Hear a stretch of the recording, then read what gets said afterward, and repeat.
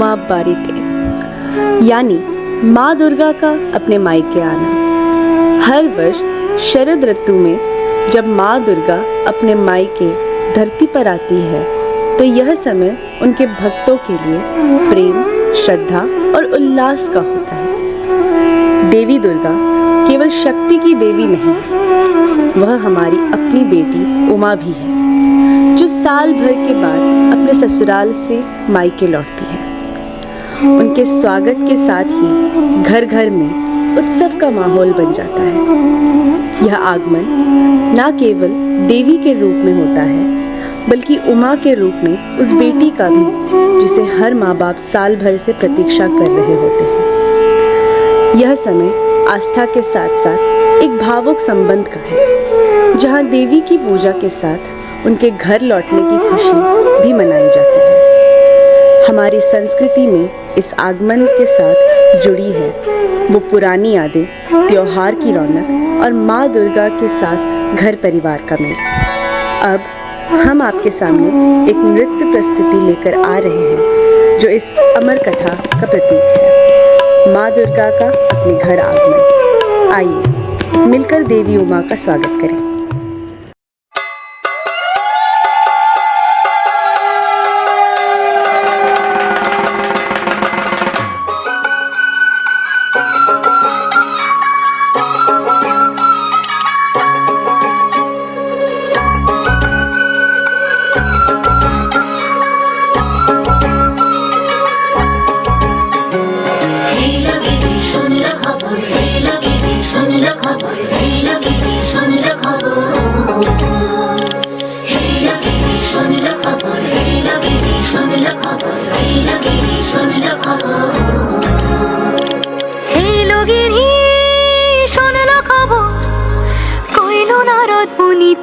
আইলো আমার প্রাণ লো আবার আইলো উমা বাড়িতে। এইলো গিরি শোনলো খবর, এইলো গিরি শোনলো খবর, কইলো নারদ মুনিতে। আইলো আমার প্রাণ লো আবার আইলো উমা বাড়িতে, আইলো আমার প্রাণ লো আবার আইলো উমা বাড়িতে।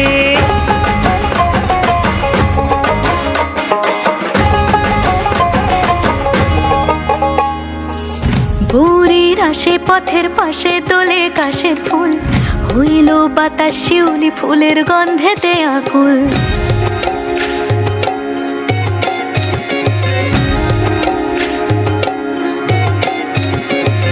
ভোরের আসে পথের পাশে তোলে কাশের ফুল, হইল বাতাস শিউলি ফুলের গন্ধেতে আকুল। ফুলের বরণ গৌরী আসে আশার চুরি গাড়িতে, আইলো আমার প্রাণ লো আবার আইলো মা বাড়িতে। এইলো গিরি শোনলো খবর, কইলো নারদ মুনিতে। আইলো আমার প্রাণ লো আবার আইলো উমা বাড়িতে, আইলো আমার প্রাণ লো আবার আইলো উমা বাড়িতে।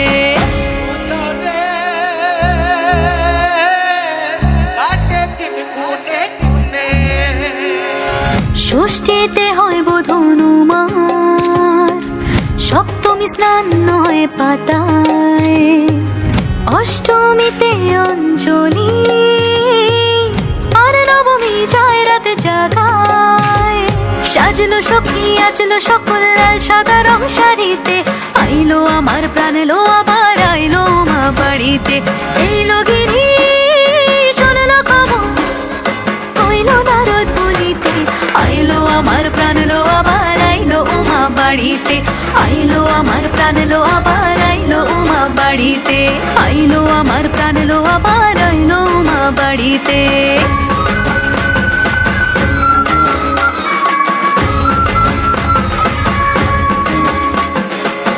দশমী লাগিলে শুরু চিত্তে উচাটন, পরাণের গৌরী আমার থাকবে আর কতক্ষণ। বিষাদের মন ছুঁয়ে নীল আকাশ শরতের, বলে যায় আসছে বছর আবার হবে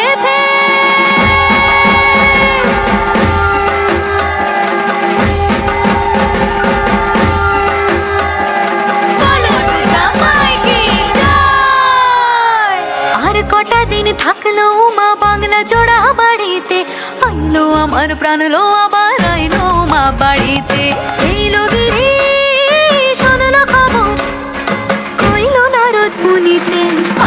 আমার প্রাণ লো আবার আইলো উমা বাড়িতে, আইলো আমার প্রাণ লো আবার আইলো উমা বাড়িতে, আইলো আমার প্রাণ লো আবার আইলো উমা বাড়িতে, আইলো আমার প্রাণ লো আবার আইলো উমা বাড়িতে, যাই দেখিতে প্রাণ লো এবার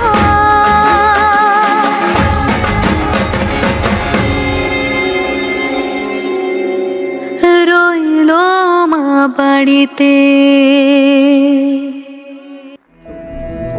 बिहुला लखिंदर की कथा भारतीय लोक कथाओं में वर्णित है। यह प्रेम, साहस और भक्ति की कहानी है। यह कथा मनसा मंगल काव्य से लिया गया है। इसमें मां मनसा देवी की महिमा के बारे में वखान किया गया है। आज की यह नृत्य प्रस्तुति इसी प्राचीन लोक कथा पर आधारित है, बिहुला और लखिंदर की अमर प्रेम गाथा। यह कथा चांद सौदागर से शुरू होती है, जिन्होंने सांपों की देवी मां मनसा की पूजा करने से इनकार कर दिया था। इस अपमान से क्रोधित होकर देवी मनसा ने उनके बेटे लखिंदर को श्राप दिया कि उसकी मृत्यु सर्पदंश से होगी। लेकिन यह श्राप एक पुराने जन्म की कहानी से जुड़ा था। बिहुला और लखिंदर अपने पिछले जन्म में स्वर्ग के नर्तक थे। एक बार जब वे स्वर्ग में नृत्य कर रहे थे, वे मां मनसा की आराधना में व्यवधान डाल बैठे। इसके कारण मां मनसा ने उन्हें श्राप दिया कि उनके अगले जन्म में उन्हें भयानक कष्ट सहना पड़ेगा और उनका प्रेम परीक्षा से गुजरेगा। इस जन्म में चांद सौदागर ने अपने बेटे लखिंदर के लिए विश्व मुक्त कक्ष बनवाया और उसका विवाह बिहुला से किया, जो उनके पिछले जन्म की ही नर्तकी थे। लेकिन श्राप के कारण लखिंदर की मृत्यु विवाह की रात सर्पदंश से हो गई। बिहुला ने हार नहीं मानी और अपने मृत पति के साथ एक कठिन यात्रा पर निकल पड़ी। उसके भक्ति और प्रेम ने मां मनसा को पिघला दिया और देवी ने लखिंदर को जीवन दान दिया। आज एक नृत्य प्रस्तुति के माध्यम से हम आपको बिहुला की उस साहसिक यात्रा पर ले चलेंगे, जो प्रेम, श्रद्धा और समर्पण की अद्भुत मिसाल है।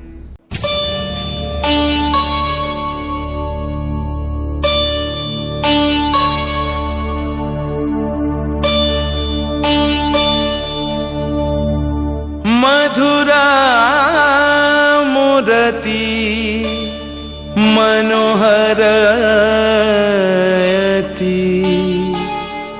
तुह मम परमारतान।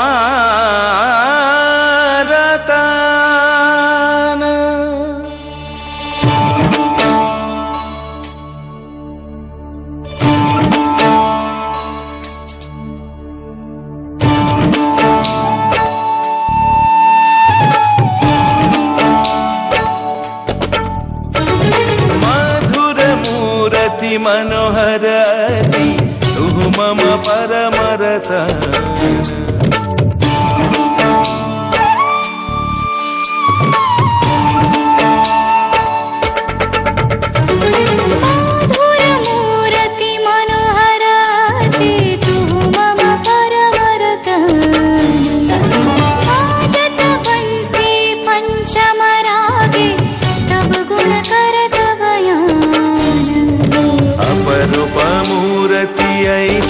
तोहरी अपरूप मूर्ति ऐक्षण तोहरी, सुरगुनि मनस बिहारी।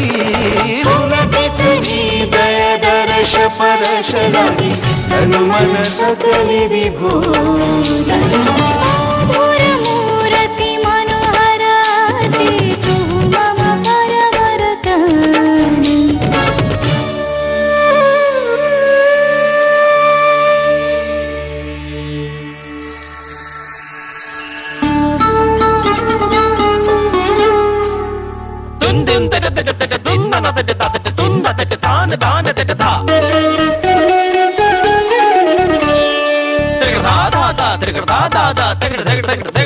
da da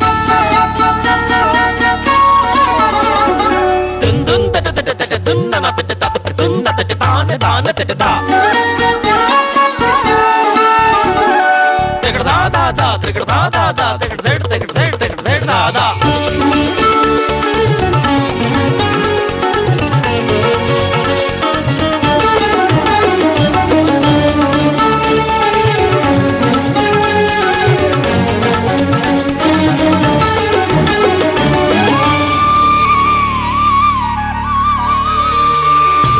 अनुपम बदन मणिमय आभरण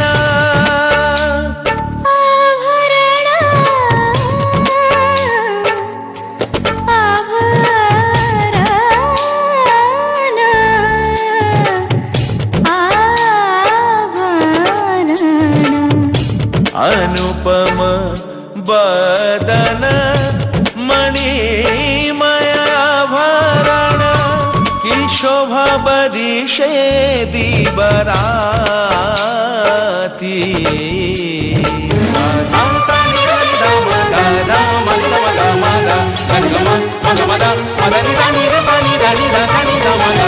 अनुपम बदन मणिमय आभरण की शोभा बरिशे दीबराती।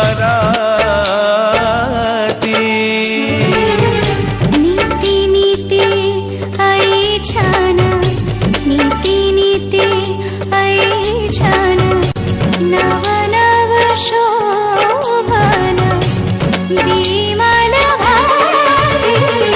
मधुर मूर्ति मनोहरति तू मम परमरथ। मधुर मूर्ति मनोहर आति तू मम परमरतन।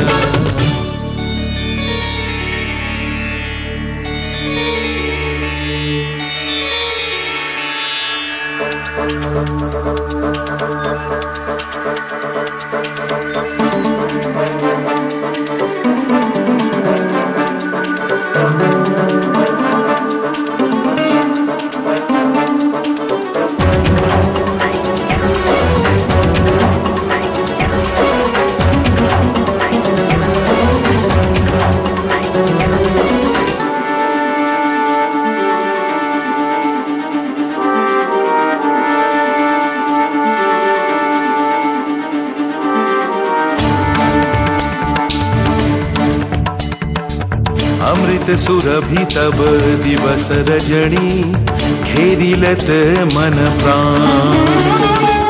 की रूप तो हर अनुपम बदन दिवा भाषे करि वर्णना।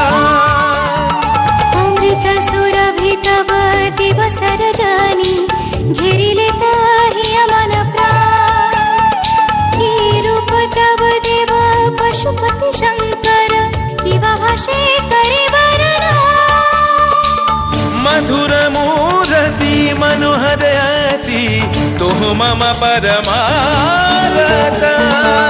पार्वती पति शंकर पशुपति महादेव तू कर त्राण।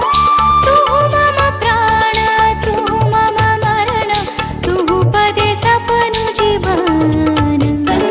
तू मम प्राण तू मम मरण तू पदे सोपनो जीवन।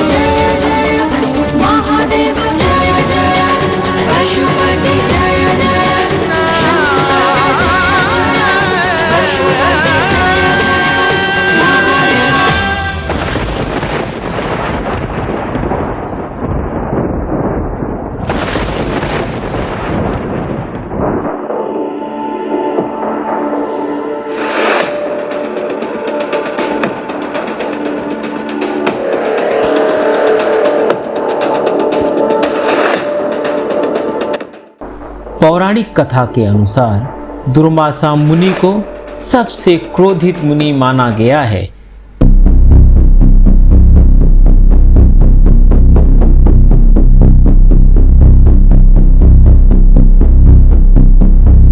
एक बार की बात है, किसी कारणवश दुर्वासा ने अहंकारी देवराज इंद्र को श्राप दिया कि देवलोक श्रीहीन हो जाए। श्री का मतलब देवी लक्ष्मी माँ से है, जिनको समुद्र की पुत्री माना जाता है। माँ लक्ष्मी देवलोक छोड़कर चली गई। देवलोक श्रीहीन हो गया। देवताओं की शक्ति क्षीण हो गई और उन्हें असुरों के सामने हार का सामना करना पड़ा।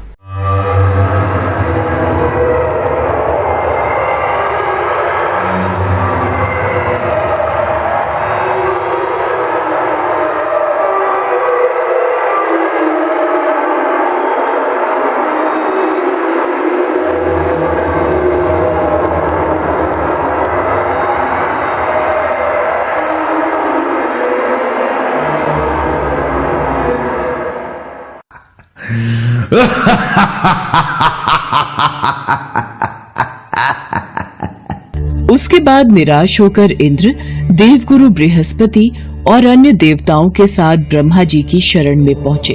हे ब्रह्मदेव, हमारी रक्षा कीजिए। दैत्यों ने स्वर्गलोक पर अधिकार करके हमें स्वर्गलोक से बाहर कर दिया है।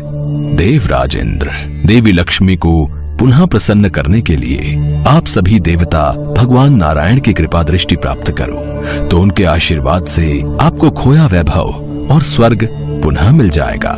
इंद्र और अन्य देवताओं के आग्रह पर ब्रह्मा जी उनके साथ भगवान विष्णु की शरण में पहुँचे।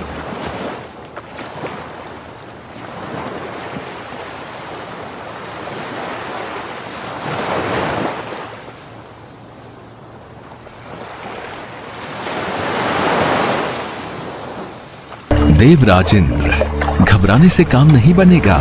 मेरी बात ध्यान पूर्वक सुने। दैत्यों पर इस समय काल की विशेष कृपा है, इसलिए जब तक तुम्हारे उत्कर्ष और दैत्यों के पतन का समय नहीं आता, तब तक तुम उनसे संधि कर लो, क्योंकि केवल यही तुम्हारे कल्याण का उपाय है। क्षीर सागर के गर्भ में अनेक दिव्य पदार्थों के साथ साथ अमृत भी छिपा है। उसे पीने वाले के सामने मृत्यु भी पराजित हो जाती है। इसके लिए तुम्हें समुद्र मंथन करना होगा। ये कार्य अत्यंत दुष्कर है, अतः इस कार्य में दैत्यों से सहायता लो। कूटनीति भी यही कहती है कि आवश्यकता पड़ने पर शत्रुओं को भी मित्र बना लेना चाहिए। तत्पश्चात अमृत पीकर अमर हो जाओ, तब दुष्ट दैत्य भी तुम्हारा अहित नहीं कर पाएंगे। वे जो भी शर्त रखें उसे स्वीकार कर लो। ये बात याद रखो कि शांति से सभी कार्य बन जाते हैं, क्रोध करने से कुछ नहीं होता। देवराज इंद्र, तुम दैत्यों के राजा बलि के पास जाओ और समुद्र मंथन का प्रस्ताव रखो। जो आज्ञा प्रभु।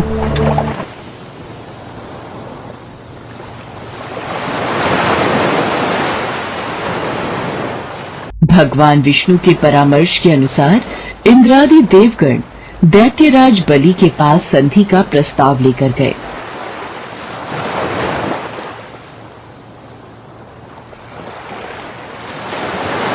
समुद्र से अमृत प्राप्ति की बात सुनकर राजा बलि को लालच आ गया और उसने समुद्र मंथन में सहायता के लिए हामी भर दी।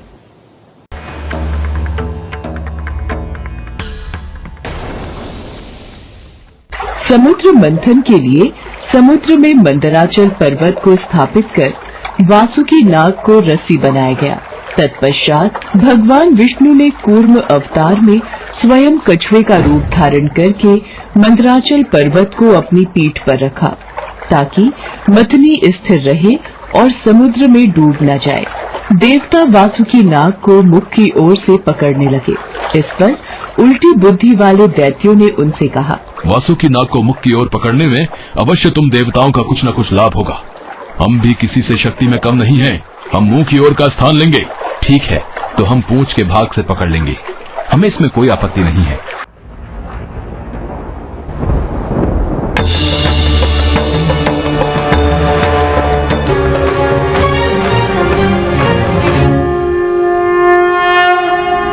आरंभ करो, आरंभ करो।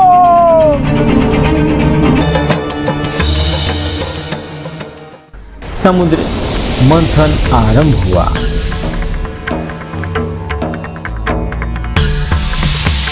सर्वप्रथम जल से हलाहल विष निकला, जिसके प्रभाव से देवता और असुर जलने लगे। इस पर सबने मिलकर भगवान शिव की प्रार्थना की। उनकी प्रार्थना पर देवों के देव महादेव ने विष को हथेली पर रखकर पी लिया तथा उन्होंने उसको कंठ के नीचे नहीं उतरने दिया, जिससे वे नीलकंठ कहलाए।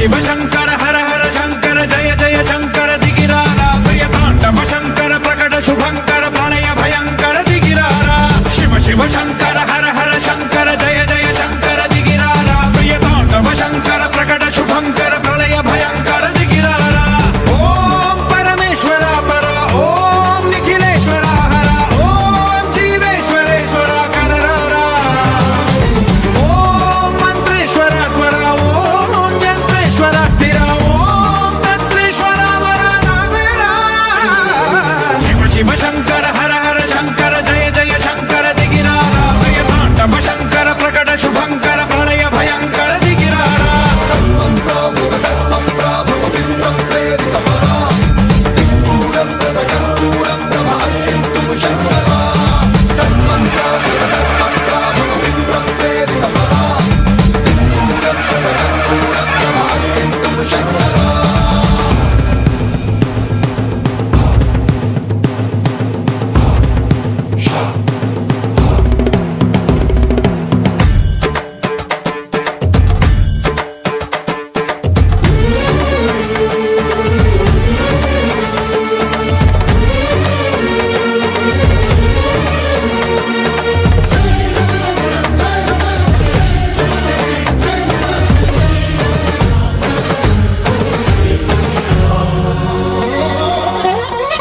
ఆకాశలింగమై ఆవహించరా ఢమ ఢమ ఢమమని డమరుక ధ్వని సలిపి జడదని వదిలించరా శ్రీవాయులింగమై సంచరించరా అణువణువున తన తనువున నిలిచి చలనమే కలిగించరా భస్మం చేసే అసురునే అగ్నిలింగమై ప్రవికార వరదై ముంచై జలలింగమై ఘోరా వరమై వదమై ప్రబలమౌ భూలింగమై పరమిడరా జగమే నడిపే పంచభూతలింగేశ్వర కరుణించరా శివ శివ శంకర హర హర శంకర జయ జయ శంకర దిగిరారా ప్రియ తాండవ శంకర ప్రకట శుభంకర ప్రణయ భయంకర దిగిరారా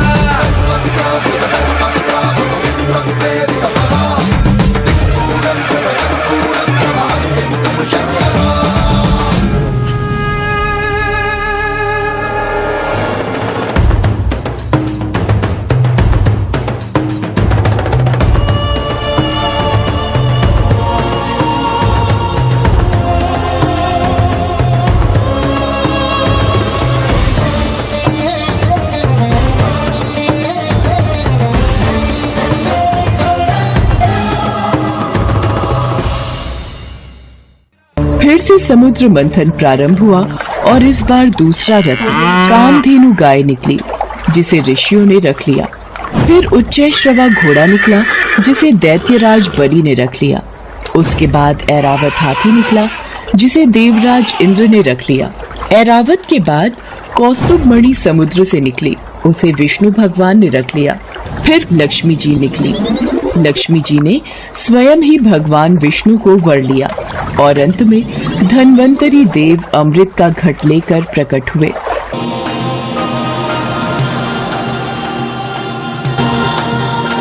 उस कलश में अवश्य ही अमृत होगा। अमृत? अमृत?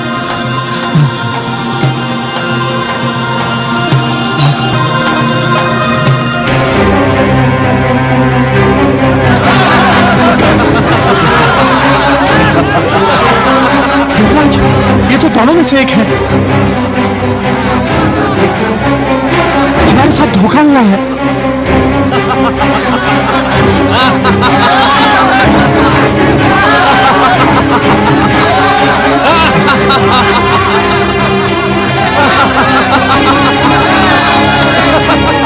देवराज, दानव तो अमृत लेकर भाग गए। अब तो संजीवनी मंत्र उनके गुरु के पास है और अमृत उनके हाथों में। ये तो सर्वनाश हो गया देवराज।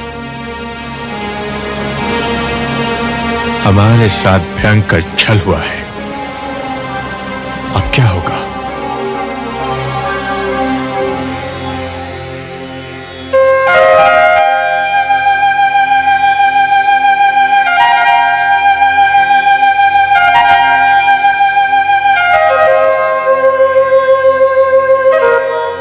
हे जगदीश्वर, ये तो अनर्थ हो गया। दानव अमृत कलश लेकर भाग गए। संजीवनी और अमृत दोनों की शक्ति पाकर तो वे समस्त सृष्टि का सर्वनाश कर डालेंगे।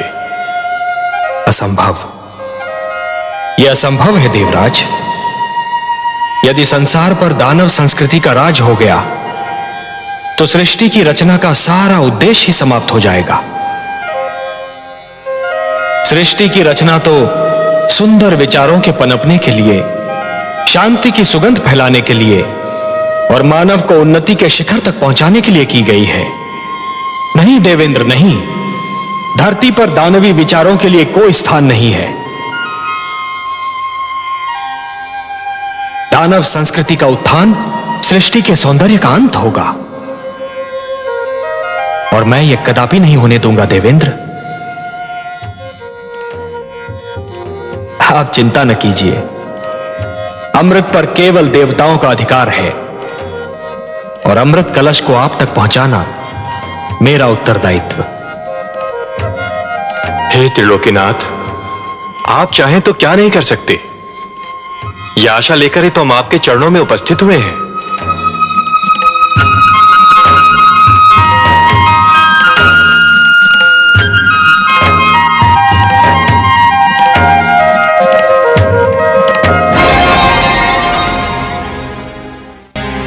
संजीवनी और उस पर अमृत, जैसे सोना और उस पर सुहागा। अब हम तीनों लोगों पर छा जाएंगे। देवताओं को बड़ा घमंड अपने भगवान विष्णु पर। अब हम देखते हैं कि वो अभिमानी विष्णु हमारा क्या बिगाड़ पाता है।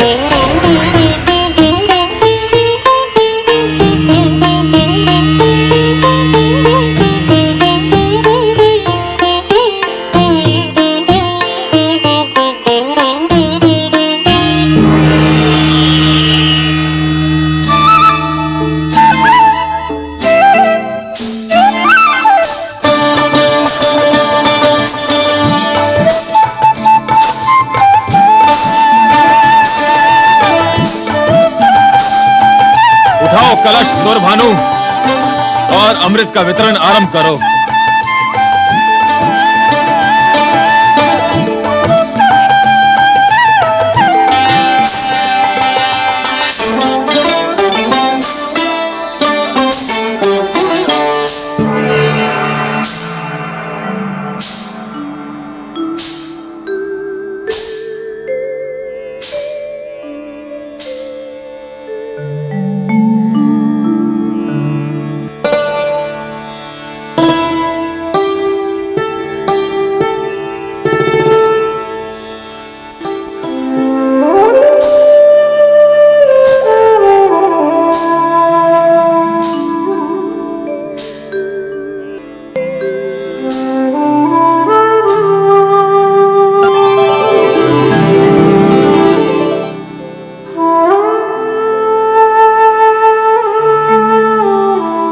हे सुंदरी, हे मृगलोचिनी,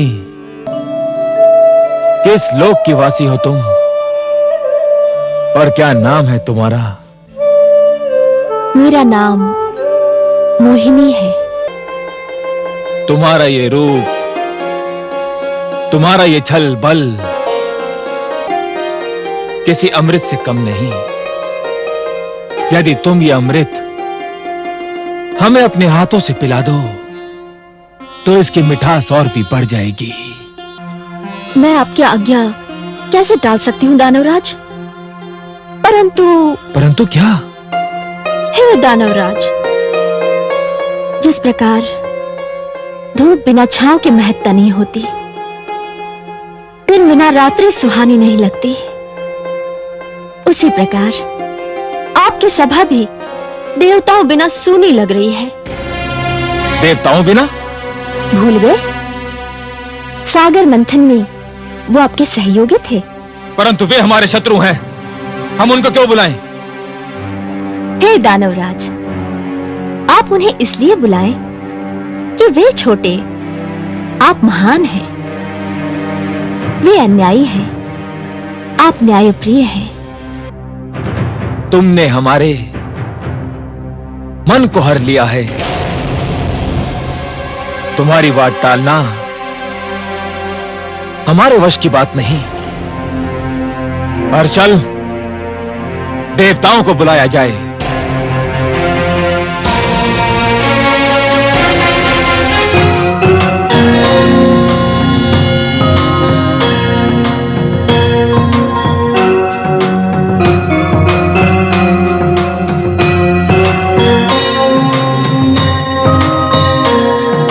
हे सुंदरी,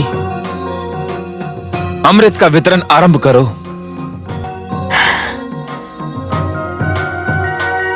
अतिथि सत्कार दानव लोक की परंपरा है।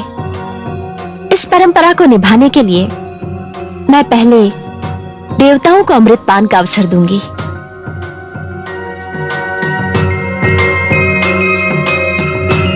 जैसे तुम्हारी इच्छा।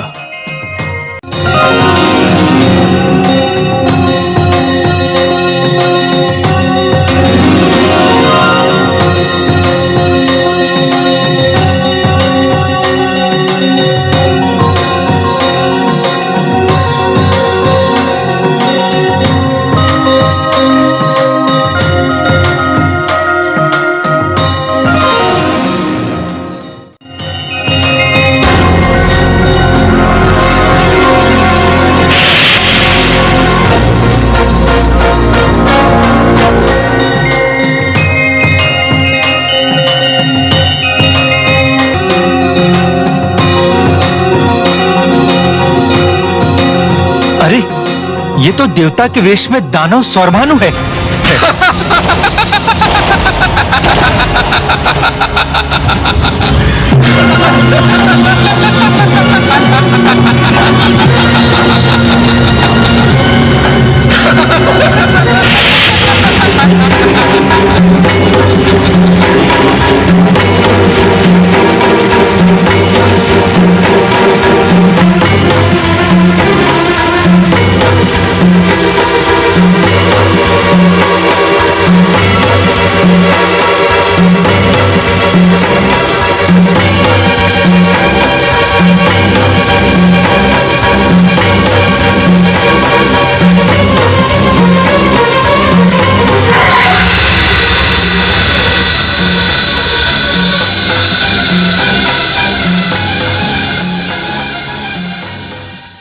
भगवान विष्णु ने सुदर्शन चक्र से उसका सिर काट दिया। चूंकि वह अमृत पान कर चुका था, सुदर्शन चक्र से कटने के बाद सिर राहु और धड़ केतु बन गया। तभी से राहु और केतु को ग्रहण का कारण माना गया।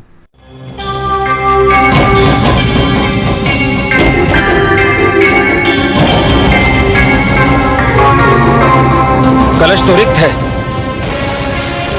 विष्णु ने सारा अमृत देवताओं को पिला दिया।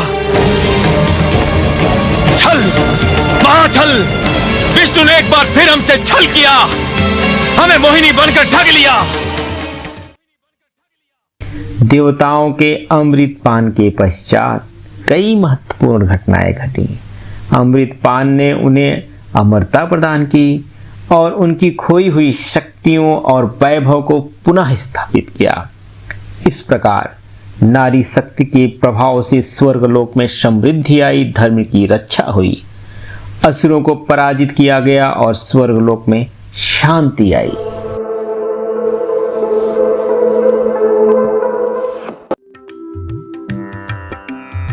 ब्रह्म संहिता में वर्णन आता है कि भगवान शिव की पत्नी पार्वती दुर्गा परम शक्तिशाली है। वे अपनी इच्छा से कई ब्रह्मांडों की सृष्टि, पालन और विनाश करने की शक्ति भी रखती है, परंतु पूर्ण पुरुषोत्तम भगवान श्री कृष्ण की अध्यक्षता में स्वतंत्र रूप से नहीं।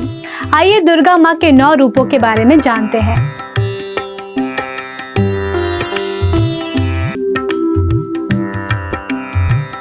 शैलपुत्री। पर्वतराज हिमालय की पुत्री होने के कारण पार्वती माता को शैलपुत्री भी कहा जाता है। निश्चित ही किसी भी स्त्री का पहला परिचय उसके पिता से ही होता है। पिता के घर रहकर पुत्रियां बहुत कुछ सीखती है। माता पार्वती ने भी बहुत कुछ सीखा था। ब्रह्मचारिणी। ब्रह्मचारिणी अर्थात जब उन्होंने तपस्या द्वारा शिव को पाया था। माता पार्वती ने ब्रह्मचर्य का पालन करके ही शिव को पाया। बचपन के बाद युवावस्था में प्रत्येक महिला को विवाह करके अपने पिता का घर छोड़ना होता है। जब तक महिलाएं विवाह नहीं कर लेती तब तक उसे ब्रह्मचर्य का ही पालन करना चाहिए। यह शिक्षा देती है ब्रह्मचारिणी। चंद्रघंटा। जिनके मस्तक पर चंद्र के आकार का तिलक है, यह उसका प्रतीक है कि माता अपने पति शिव, जिन्होंने चंद्र धारण कर रखा है, वे भी उनके समान ही उनके जैसी हो चली है, अर्थात अपने पति के रंग में रंग जाना। कुष्मांडा। ब्रह्मांड को उत्पन्न करने की शक्ति प्राप्त करने के बाद उन्हें कुष्मांडा कहा जाने लगा। प्रत्येक महिला जब गर्भ धारण करती है तो वह कुष्मांडा माता की तरह ही होती है। जन्म देने वाली शक्ति माँ कुष्मांडा के उदर में ब्रह्मांड को उत्पन्न करने की शक्ति है। विवाह के बाद उनमें जन्म देने की शक्ति है। स्कंद माता।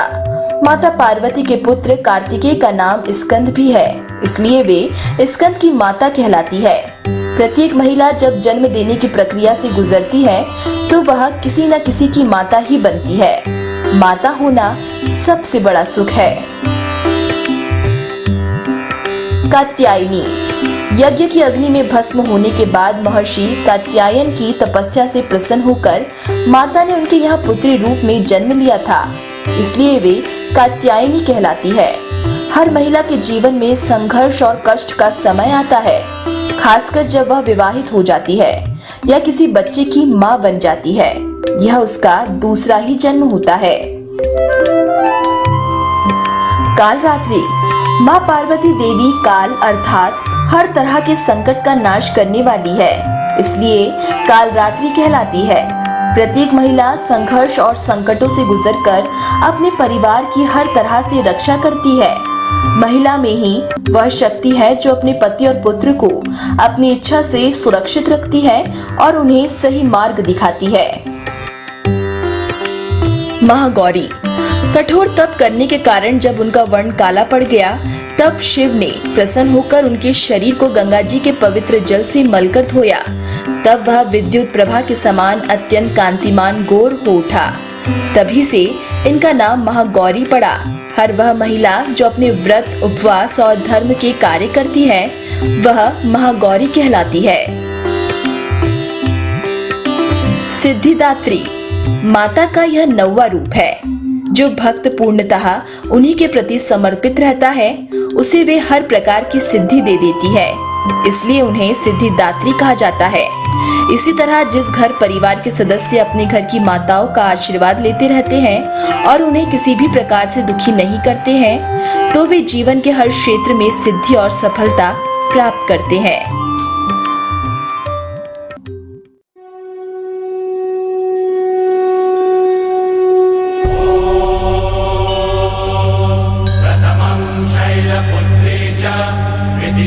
ब्रह्मचारिणी तृतीयं चन्द्रघण्टेति पुष्माण्डेति चतुर्थकम् पञ्चमं स्कन्दमातेति षष्ठं कात्यायनेति च सप्तमं कालरात्रीति महागौरीति चाष्टमम् नवमं सिद्धिदात्री च नवदुर्गाः प्रकीर्तिता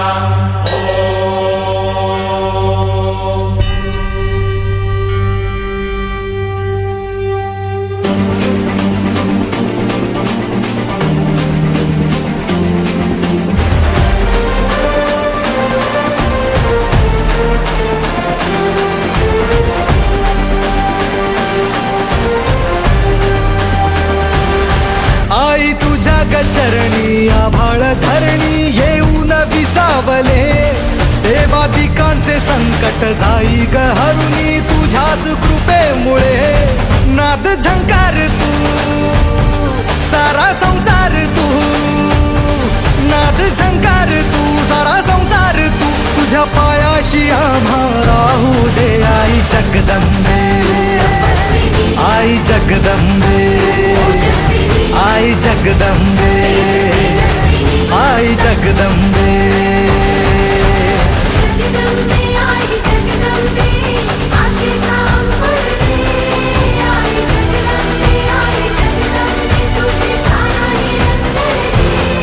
आई जगदंबे आई जगदंबे आई जगदंबे आई जगदंबे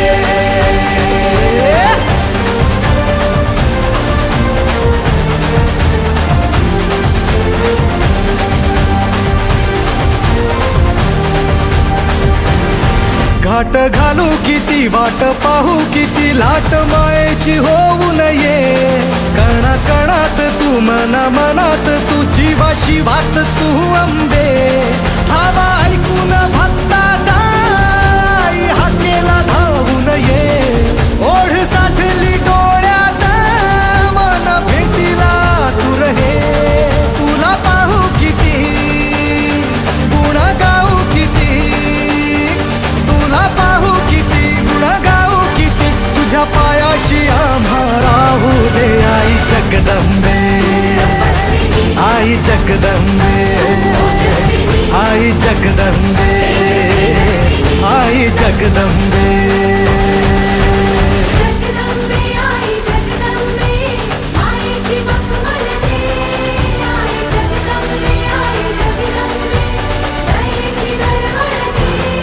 आई जगदंबे आई जगदंबे आई जगदंबे आई जगदंबे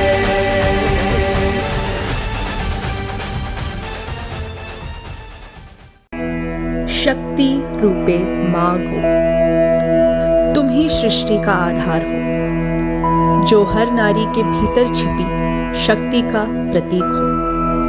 जब जब धरती पर अन्याय और अंधकार छाया, तुमने अपने रूप से अधर्म का अंत किया। काली, दुर्गा, अम्बा, तुम हर रूप में शक्ति का प्रतीक हो।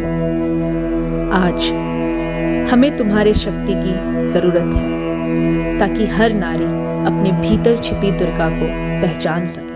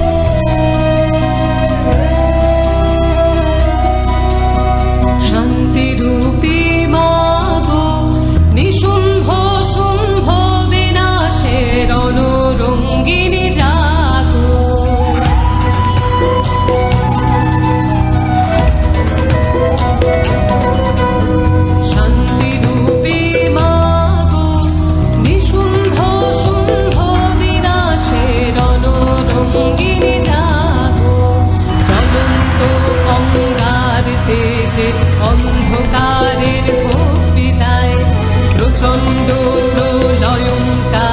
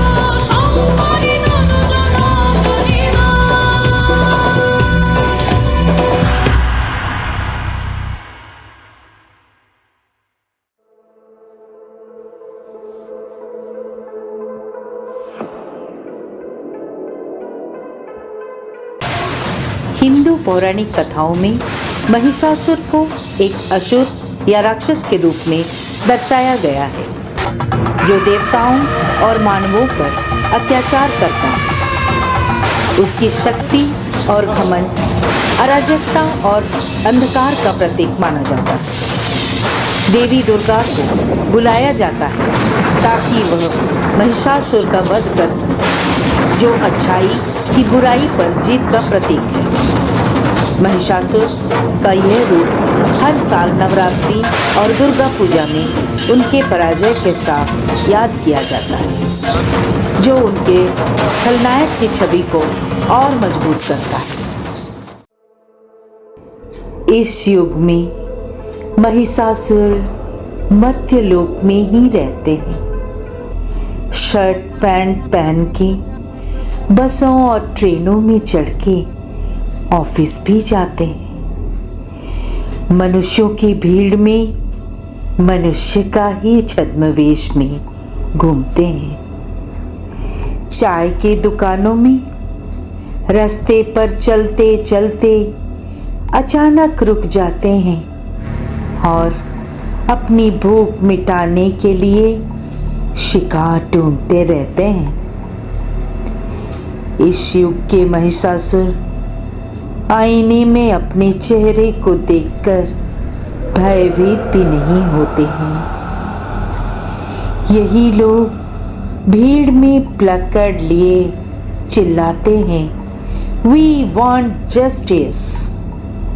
रात होते ही प्लकार्ड को फेंककर आगे बढ़ते हैं अपना अगला शिकार ढूंढने।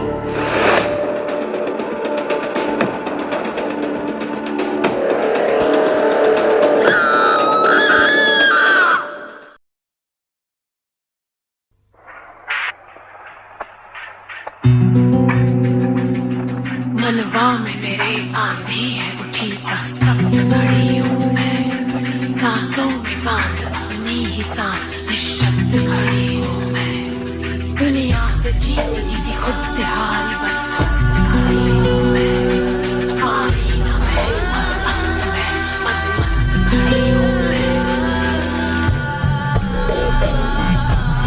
लगा चुनरी में दाग छुपाऊं कैसे, लगा चुनरी में दाग, चुनरी में दाग छुपाऊं कैसे, घर जाऊं कैसे,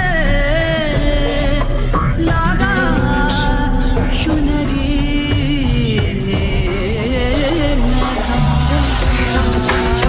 जवाब अंतर में चेते बस रात एक शून्य शून्य भक्ति विशाल माया का मंत्र जाल, मन की दशा से लड़ती मैं भिड़ती विश्वस्त खड़ी हूँ मैं, मेरी लाज मैं हूँ चूनर भी मैं हूँ चूनर पे दाग भी मैं, हो गई मैली मोरी चुनरिया कोरे बदन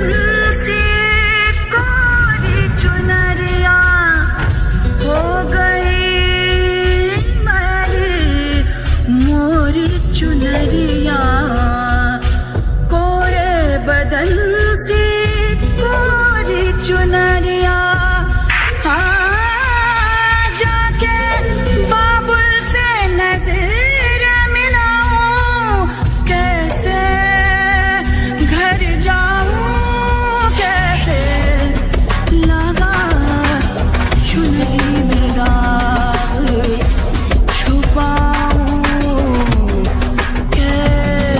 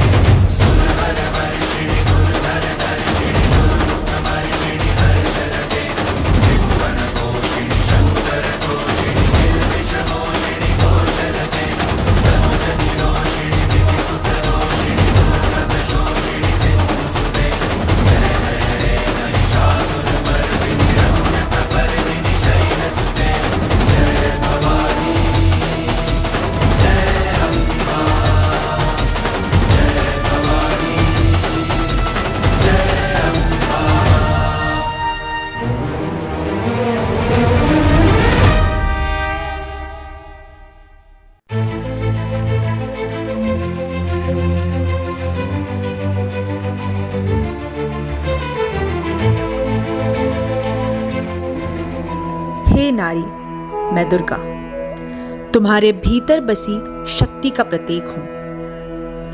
जब जब अन्याय और अत्याचार तुम्हें दबाने की कोशिश करता है, याद रखो तुम वही शक्ति हो जिसने राक्षसों का विनाश किया था। आज तुम्हारे सामने भले ही समाज की बेड़ियां हों, पर तुम्हारे भीतर ज्वाला जल रही है, तुम्हारे अधिकार, तुम्हारी पहचान के लिए।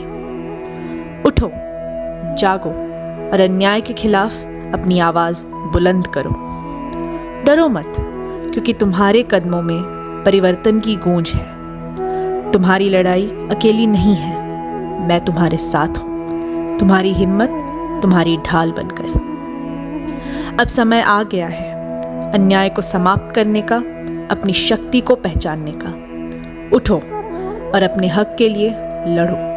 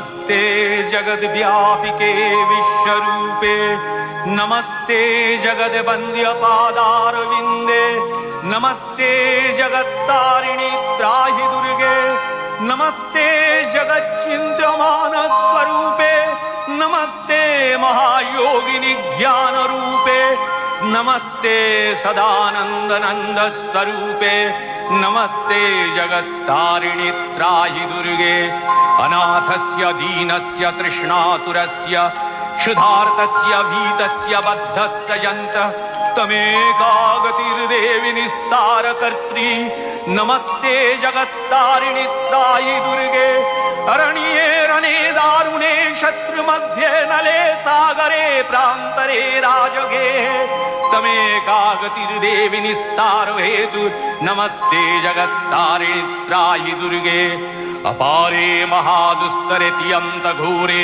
विपत्सागरे मज्जतां देहभाजां तमेकागतिर्देवि निस्तारणौका नमस्ते जगत्तारिणि त्राहि दुर्गे नमश्चण्डिके चण्डदोर्दण्डलीला समुत्खण्डिता खण्डला शेषभीते तमेकागतिर्विघ्न सन्दोहहन्त्री नमस्ते जगत्तारिणि त्राहि दुर्गे तमेकाजिताराधिता सत्यवादिन्नमे याजिता क्रोधना क्रोधनिष्ठा इडा पिङ्गलात्तं सुषुम्नाशनाडी नमस्ते जगत्तारिणि त्राहि दुर्गे नमो देवि दुर्गे शिवे भीमनादे सरस्वती अरुन्धति अमोघ स्वरूपे विभू